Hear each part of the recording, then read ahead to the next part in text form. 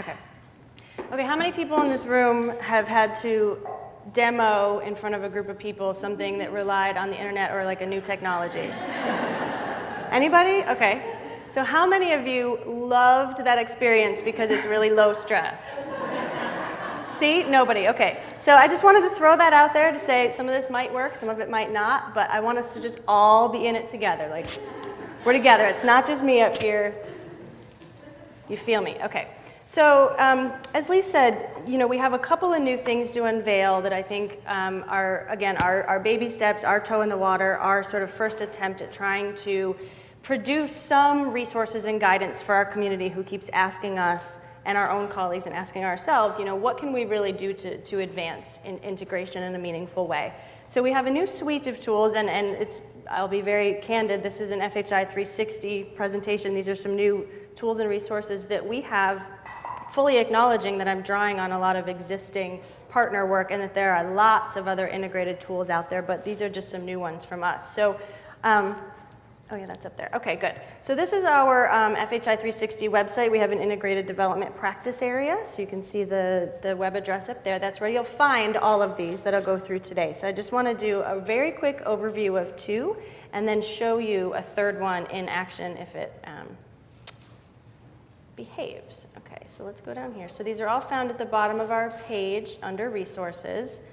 So the first one is called a resource package for integrated development from learning to action.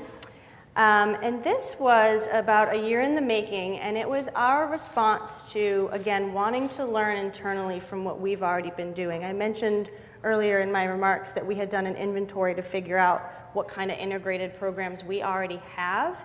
And so the integrated development team sat down and started to read through the reports and briefs and other materials from these projects to say, what are they learning about integration? And one of the things I was immediately struck by was but rarely are people even really describing it that way or conceptualizing it that way. It's still just a project doing this very technical thing with this very technical thing, and we're going to report out what happened in those two areas, but we're not going to say anything about the integrated aspect of that. And so I was getting increasingly frustrated knowing that there was all this knowledge in my colleagues around the world who are out in the trenches, they're doing this, I know it's hard, but when they write it up, they're only writing up what they're being asked to, and that wasn't in there. So we actually spent the last year talking to the people who run those programs and interviewing them and say, tell us what's not in these reports with your numbers. Tell us how you got the ministries to collaborate. Tell us what was hard about managing partners from different fields and disciplines. What kind of materials did you have to develop maybe to support that work that we can learn from? So we synthesized everything into this resource package about what we learned. So again, we talked to people, we listened from all these different diverse experiences, and then tried to step back and synthesize it into some collective lessons learned and thematic things that were common among them. So that can be found there. The other thing that came out of that exercise was a series of 3 case studies that are a deeper dive into some of the projects. So this, again, is a synthesis of like 70 plus programs, and then we have some nice case studies led by Tessa Ainer-McAfee back there on 3 deep dives around 3 programs that we have in Kenya, Uganda, and Tanzania that give you a little bit more granular information than you can find here. Then the next tool is called a development sector adjacency map, and it's a planning tool for integrated development. I think there are probably still copies outside in the hallway. So this was an interesting exercise because, again, my own feelings evolved and changed over time. I kept telling Greg and my colleagues that you can't come up with a generalized decision-making guide on integrated development because of what I said earlier today, that it's too heterogeneous, it's too diverse. You can't give blanket guidance on how to integrate when you don't know which topics you're talking about. But I had a change of heart. I had a little light bulb one day, and I decided to try to make it work. And so what I did was I drew from the business world. So if you think about it, I think we often try to do things in development without looking at what other industries do, which is pretty silly. So businesses diversify and expand all the time. So I got really sucked into a wormhole one day and read every Stanford Innovation Review case I could find about, it's called market adjacencies. and how companies expand their businesses. And Nike is a really great example. They used to only sell shoes, and then one day they thought, well, people who buy our shoes need other stuff too. So they need socks, and then they need socks, and they need shorts, and they need clothes, and they need their golf clubs. And now Nike is a giant sporting good company. They don't just sell shoes. So I just think that that is very common sense. It's a logical way to approach what we do, which is we normally have one goal and one technical sector that we work in, but the people we're working with and we're serving have multiple needs going on. But because I think a lot of people we talk to can find that really intimidating, like what do we integrate? There's just too many things. I just want to stay in my lane. This was our attempt at just saying, break it down a little bit. Just see what the next layer out is from what you're doing. What's the closest related sector to what you're doing? You don't have to integrate everything under the whole umbrella of development, but if you are doing nutrition, what's the one or maybe two other things that would really actually get you to your goal faster if you did? So this tool takes you through just some starting points for that. And Natasha, I think you'll be pleased to know that, and let me get this down a little bit,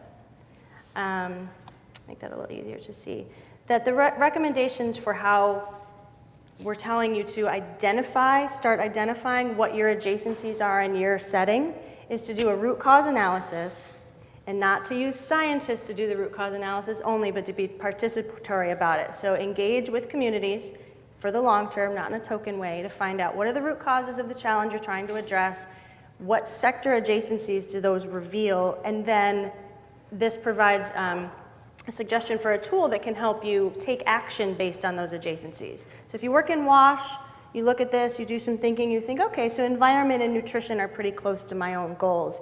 This can help you then take the first step into saying, what should I do about that? How would I implement a program based on that knowledge of how these things are linked?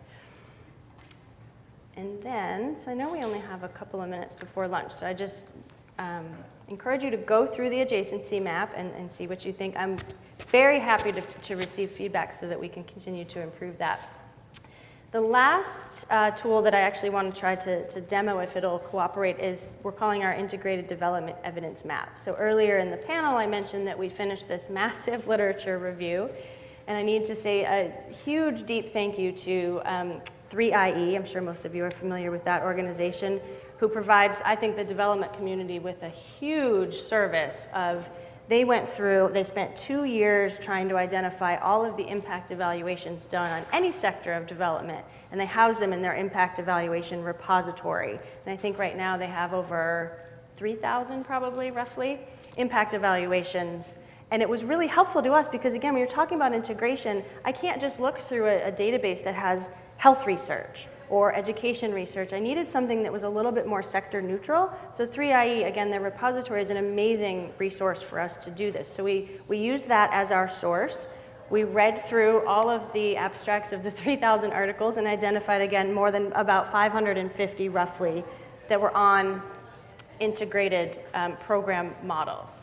So when we finished that, of course, we wrote the paper and it's under review at a journal right now and you all get to read it in the next couple of months, hopefully. But what was bothering me was that massive amount of work, and I felt like we then had this like treasure. We had this list of 550 studies, and maybe some people will read the paper, but most people probably won't. And I just felt like it was going to waste to find all of these integrated interventions when people are constantly asking me and my team, where's the evidence? Do you have it? Can you send me some? What do you have?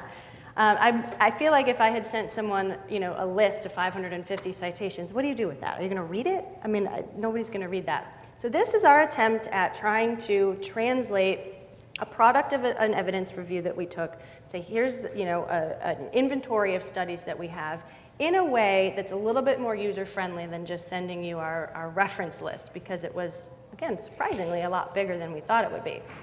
So you go to our website, and if you want to know, I don't know if I can, I lost my size, that's okay.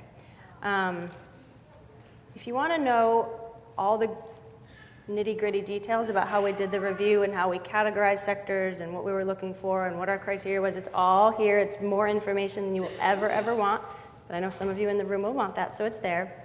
And then here the bar on the left just explains what the map is trying to do. So again, we took inspiration from 3IE, who I think a lot of you know have the evidence gap maps. So we decided that ours was going to draw on that, but it's not a gap map, it's a map. It's showing you where the evidence is. And so it organizes the 500 plus evaluations in a way that you can see where there were some common trends, like what was being studied the most, like which sector with what sector, what are the outcomes being looked at. And then you can also do custom searches, so you can go in and that's what I'm going to demo for you in a couple of minutes. One giant caveat and limitation that we have to say about this map is, out of the 550 studies, there were probably several hundred different models studied. So unlike a traditional systematic review that had one question, we don't have an effectiveness analysis included in here. We provide you with the information, like where the evidence was. We couldn't actually do any type of meta-analysis on effectiveness because every project was different. So it was like too many apples and oranges and kiwis and limes and all sorts of other things that you can't actually do that for. So traditionally, when you would look at something like this, you might want to see, okay, so there's these interventions and these ones work and these ones don't. You have to do a little bit of elbow grease yourself and trying to figure that out based on what your interests are.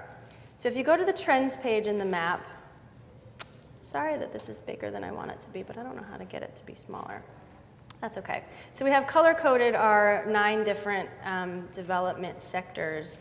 And so this is just a very quick snapshot way to look to see, okay, well, what kinds of things were being combined that are being evaluated in these impact studies. And if you hover over the bar, which I can do maybe here, you can see that I don't think it's surprising that education and health had over 115 studies out of the 550. I think it's a very practical, pragmatic combination of a blended approach.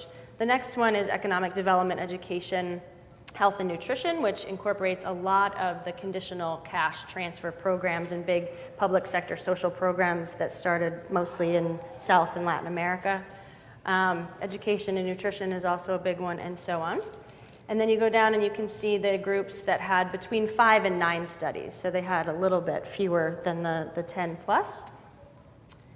Then also in trends, you can sort of flip it around and say, okay, I don't actually know which 2 things I want to combine, but I want to know which studies looked at a nutrition outcome. Like that's what I'm trying to get to, is better nutrition for kids.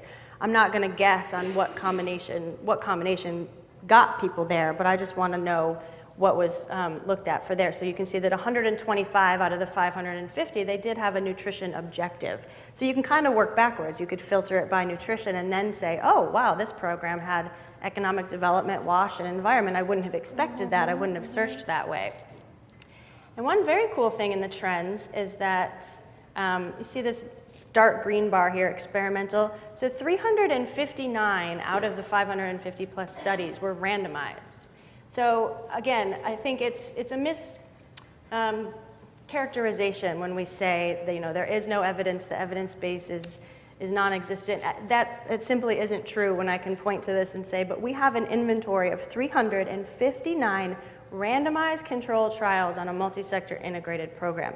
Now again, we weren't able to do an effectiveness analysis, but I can say, because I read the abstracts of all 359 of those, that informally more than half of those produced positive impacts. So I think that that's plenty of evidence to justify moving forward with exploring integration. And then the geography, you can see a lot of these are from Latin America and the Caribbean because of some of the large social programs. So I just want to test out 2 quick searches in the custom search before you can all go get fed, which I know is going to be very exciting. Okay, so this is where you can choose your own areas of interest to see what studies come back. So if you do something like, there's a lot of evidence now that WASH and nutrition I linked. I think a lot of people in the room probably know that kids are suffering from malnutrition sometimes when they have adequate food because their sanitation and hygiene is lacking. And so if you want to see what studies have been done that combine those 2 things, you can see that there are 6. So you would be able to go through, it shows you the citations, and then it gives you the characteristics of the study on the side, so you can learn more. So for copyright reasons, we can't house full text articles in here because it's against journal regulations. But again, we pulled all of these from 3IE's impact evaluation repository, and they're all available there either through links or otherwise. So just one more quick one before we break. So let's say you were interested in, I work in conservation. I don't care what they combined, I just want to know who looked at an outcome in the sector of environment. You could perform a different search and you got 12. So again, I'm doing some of the smaller ones, but I think that those are interesting. There's all different types of interventions that tried to get to an environmental objective, but using a multi-sector approach. Some of the more common ones, again, are going to be maybe economic strengthening and health. That's going to return a lot more. That gets you like 175. So if you did something like that, that's where you might want to go in and filter down by maybe study design or region or even country. You can do that as well. So we're trying to provide this to the global community to say, this is our attempt at making a first pass at finding good, credible evidence on any type of multi-sector program. And because, you know, we can't guarantee, even though it's very good, that 3IE's repository is totally complete or that we haven't missed something, we have this fun little button right here that says submit your evidence. So if you're sitting there going, oh, I wonder if my research is in there because it's on an integrated program, search for it. If it's not there, you can send it to us. We want this to be as complete as possible. We're crowdsourcing. We'd love for you to give us suggestions. If you have research, we'll have to align it with the criteria that we use to populate this.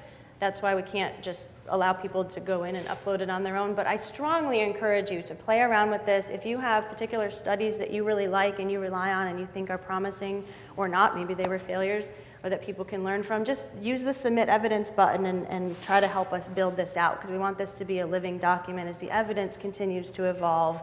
We don't want the map to stay static. We want it to be as useful as possible for our own organization, but for everybody's benefit as well. So that's just a quick example of a couple new tools. We've released all of these in the past month. You know, just in summary, if you're trying to wrap your head around what type of thing you might want to integrate in your current program or for what your core objective is, the adjacency map provides just a little bit of food for thought in that regard. Getting to the how question, I think it's a nice mix of the evidence map can tell you what the evidence-based practices are if you dive into it a little bit, and then combined with our resource package, which really draws out, at least from FHI 360's 70+ program experiences. So you have a nice mix there of program and research learning that you can use. And then coming very soon, probably at the end of the summer, will be, again, funded by the Gates Foundation, some guidance for researchers and evaluators on measurement and metrics when you're doing evaluating an integrated program. So we're trying to sort of hit the spectrum from decision making to implementation to measurement, and we're really excited to get feedback on these and see what you all come up with too. Thank you. Tricia, thank you. A huge round of applause for Tricia.